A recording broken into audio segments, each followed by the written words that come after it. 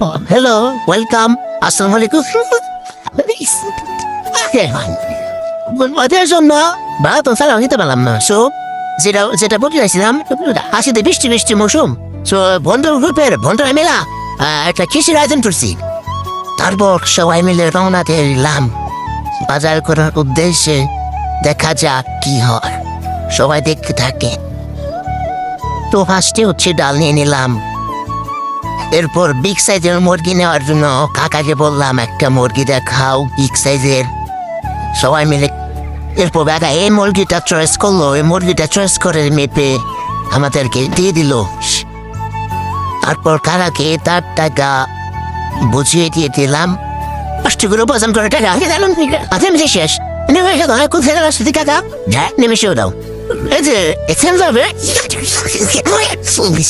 সবকিছু বাজার করে আমরা এগুলা রান্না করার উদ্দেশ্যে রওনা দিয়ে দিলাম। তো সবকিছু ফ্রেশমিশ করে আমরা এগুলাকে রান্না চড়ে দিব। কতক্ষণ পর সবকিছু টলে মলে পেঁয়াজ মেচ কুচিমুচি করে সবকিছু রান্না করতে দিতে হবে। তারপর সবাই মিলে ভোজন করতে হবে। দেখতে থাকুন কিভাবে আমরা রান্না করি সবাই। আফগানিস্তান ডেড বডি নিয়ে দামর করে ফেলে দিলাম। এখানের আফগানিস্তান ডেড বডি ফেলে দেওয়ার পর চাকুম চকুম করে তুরুত করে একবারটি মশলা এনে দিলাম। এখানে মশলা দিলাম। মশলা খেয়ে কষ কষ হয়ে গেলাম। মশলা দিয়ে কষ হয়ে গেলাম। তুরুত করে দিয়ে দিলাম পানি পুনে দিয়ে সব কিছু দিয়ে বড়ি ফেলা হচ্ছে। এখানে ডেড বড়ি দিয়ে আমরা সুস্বাদু করে ডেড বড়ি খেয়ে ফেলবো। দেখা যাক কিভাবে ডেড বড়ি খেতে পারিস। চকুম চকুম করে বোধ করে হলুদ কালার চেল ফুটে গেলে দেখি ডেড বডি নাড়াচাড়া দিতে হবে রে বয়স বড়ি। নড়াচড়া দিতে হাত মত ব্যথা হয়ে গেছে রে বাবা।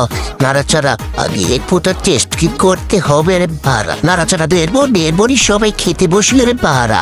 খেতে হেগু করে দিলে পাড়া। হেগু করে ফেলে দিল রে বাড়া।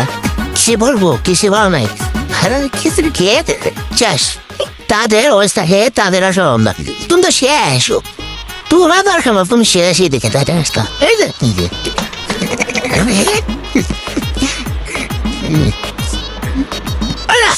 কাছে ডেপ করে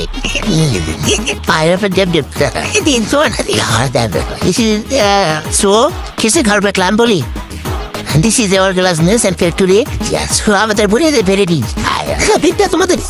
তোমাদের বুড়িতে খাওয়া একটু না এই লোকরা হাওয়া যায় এই দেখ look at me you